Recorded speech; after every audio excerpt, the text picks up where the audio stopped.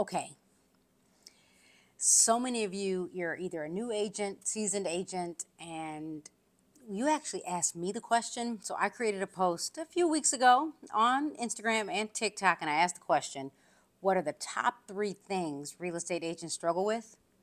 And an agent said, staying in touch with past clients. So I have a question for all of you. What is that one occupation where you never forget to stay connected? You're probably like, Carrie, yep, medical field, that's it. We don't forget the doctor, we don't forget the dentist, we probably don't forget our kids' teachers, or maybe you don't forget that favorite teacher. So, we're always like, we know to go to the doctor, and even the medical field has kind of figured out how to stay in touch with us. Have you recently received like a phone call like, did you get your flu shot? Yeah, right. So they're trying to figure out how to build relationships and to keep us, knowing that we should keep coming to get our physicals and things like that. So, okay. If you don't follow me on Instagram, follow me on Instagram where I go live every single Friday where I really go into, a deep conversation about this topic, staying in touch with clients. So I figured I would come here on YouTube to kind of give you like the quick version. So here we go. So we never forget to see our doctors, but I am sure people forget you as a real estate agent. Now, we all do business differently as real estate agents. Some of us build our businesses by referral. Some of us cold call, and it's whatever comes next, right? Some of us work with pre-foreclosures, bank-owned homes. We all have a different niche. But the one thing we know is the super producing agents truly build their businesses by referral. But it's the agents that don't keep in touch with their past clients that kind of get forgotten. So, what are the best ways to stay in touch with past clients? Now, I want to hear from you. So, type it in the feed. Like, what are some of your best ways?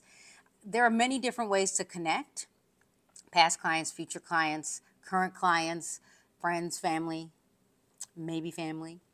But the goal is to stay in touch with clients. Why? Because we want that referral business. So, I got my notes. Are you the person that people will never forget? Now, if you're an introvert, you're probably saying, Carrie, yep, I'm the person that people will forget because this is like a lot of work. But even if you're an introvert, you're probably really good at systems and you know how to follow up. So I'm gonna let's have a conversation, or I'm gonna give you my tips on how to stay in touch with clients. You don't have to use all of them, but I'll give you some of my favorites in no specific order. So, do we need to add new leads to our database all the time? Absolutely. Of course we do. But it's our past clients that will often be our advocates on giving us the referral business. Now, but did you provide really good value? Now, when working with clients, we have to remember to follow up, we have to connect, and we have, in this day and age, especially with all of the challenges in the real estate industry, we're trying to figure out how do we communicate what we do every day and how do we provide value. Now, some of you are like, Carrie, I do this already. I know.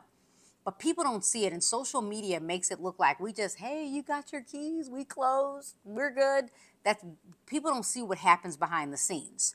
So when we become the agent that's memorable, we become the agent that people will refer. So, and I'm just going to say this, whether you're working with another agent or a past client, current client, be the agent that is always following up, even when the transaction is simple, but even when the transaction is kind of going south. Run to the issues, get on the phone, make the phone calls, email, follow up, because that is going to be the consumer that's going to say, look, Carrie didn't shy away from the seller that decided to cancel randomly. She followed up, she got the questions answered, so we knew what was going on in the transaction. Don't just disappear and say, oh, Carrie, just work with the attorney. Yeah, and don't even be that agent. So, what can you do to stay in touch with past clients? I want to hear from you, so type them in the feed. In no specific order, here we go. Number 1, keep your mailing list current. And when I say keep your mailing list current, name, email, address, social media accounts, mobile phone number, landline. Do you still have one of those? Number 2, mail to your clients often. Now, I can say, depending on your budget, you can mail every month, you can mail every other month, you can mail every quarter, every 6 months, every year. but you need to make sure people know that you are still in the business of real estate. Number 3, email your database every single month. Now, if you're like, Carrie, I got a few people that hate it when I email them every month, create different lists, and maybe you're going to email them every quarter or maybe every 6 months, and maybe it's just going to be a market update.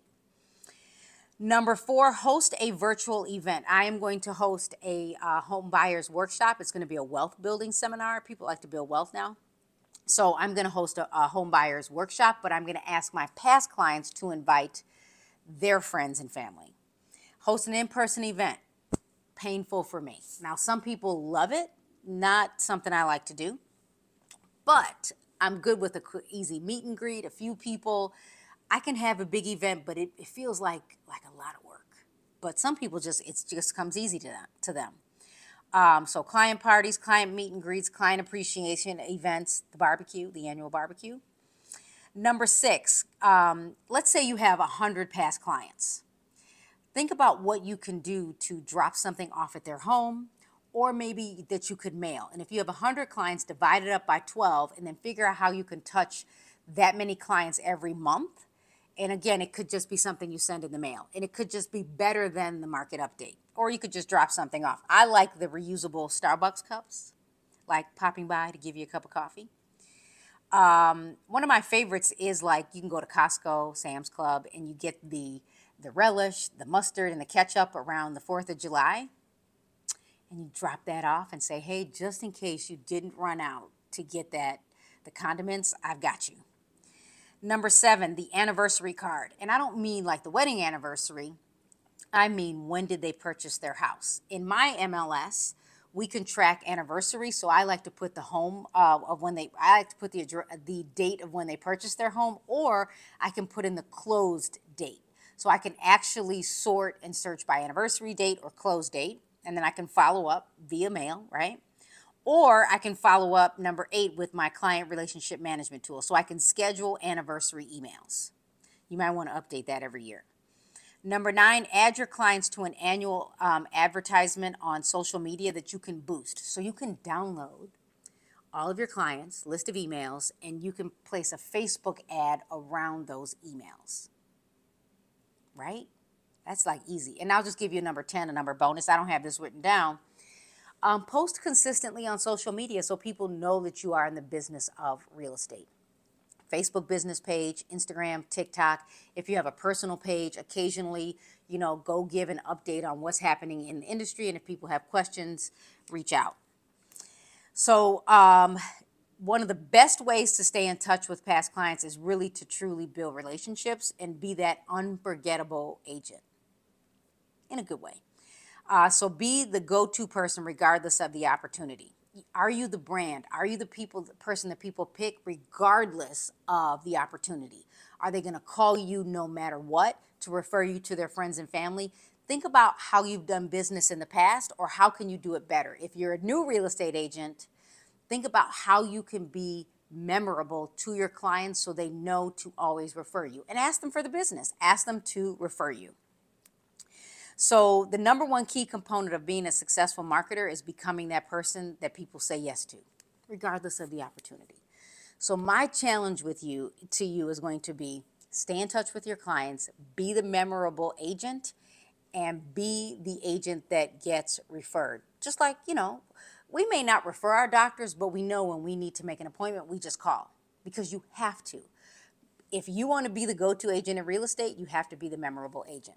So I just want to tell you, thanks for watching. I'm Carrie Little with Caremark Realty Group here in Illinois and in Florida. If you haven't already subscribed to my YouTube channel, do that right now. If you have questions, type them in the feed. And don't forget, you can learn to earn with me by watching my playlist on learning to earn. And if you're really interested, I am really the digital marketing strategist, and I love artificial intelligence. Follow my playlist on ChatGPT.